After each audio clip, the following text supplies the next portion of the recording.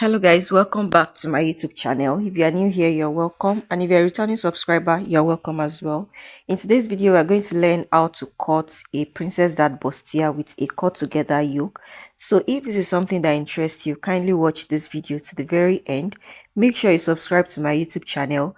Give this video a thumbs up. Also share this video to others who might be interested in watching this video. So let's get right into the cutting table. Going to be using my free hand and I'll be cutting directly on the fabric. Okay, so here is my starting point line. I've marked my starting point line.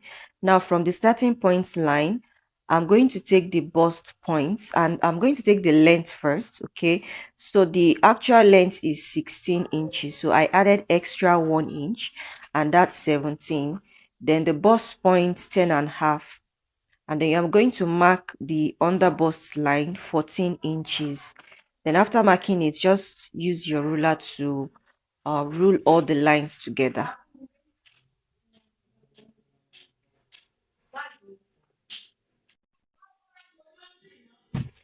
So after that, you're going to take half of the shoulder to shoulder measurements, which is 8 inches.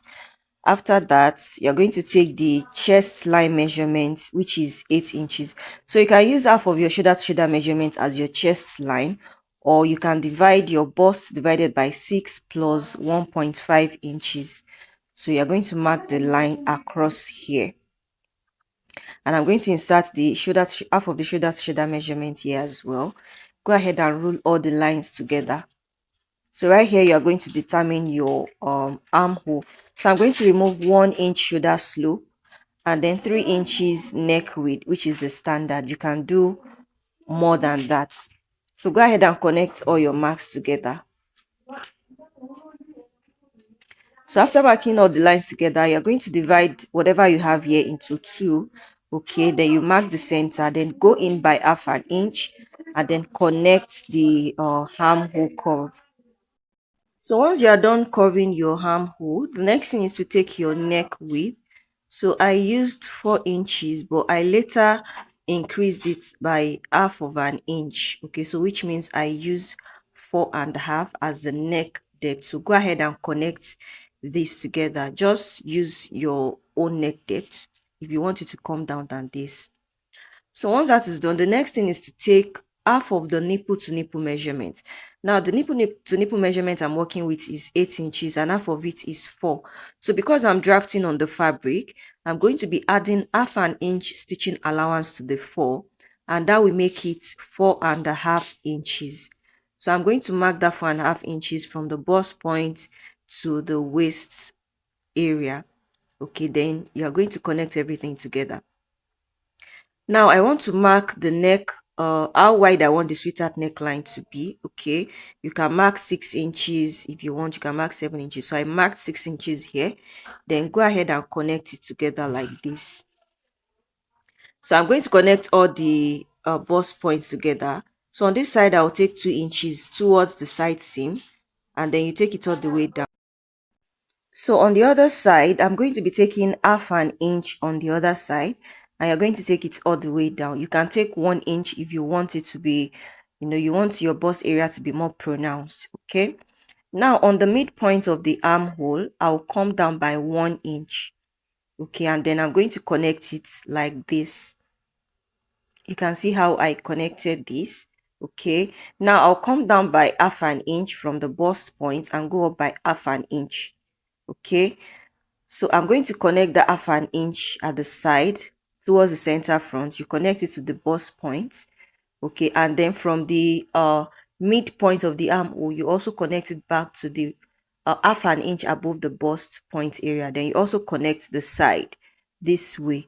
Make sure it's not sharp. Okay, just blend it. Now on this side, you're going to extend your dart leg, because if you don't extend it, you're going to be short of fabric around there. So I extended it by 2 inches, and then you recurve your armhole just the way I'm doing it now. It's very, very easy. Okay. So I also extended the 6 inches mark I had here. Now from my shoulder line, I'm going to be coming down by about 8 inches, which is going to serve as a sweetheart neckline. Okay, and then I'll connect it like this. So the next thing is to start taking the quarter of the bust measurement.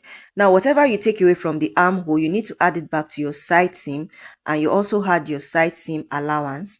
Same thing on the waist. Whatever you take away from the waist on the dart area, you add it back, and also the side seam allowance. You're going to do the same thing on the under bust and also on the waist. So go ahead and connect everything together. Now on this side, I curve that part in by half an inch. I shaped it in by half an inch. Then you also add half an inch joining allowance to your shoulder area. So you can see how I'm cutting this right now.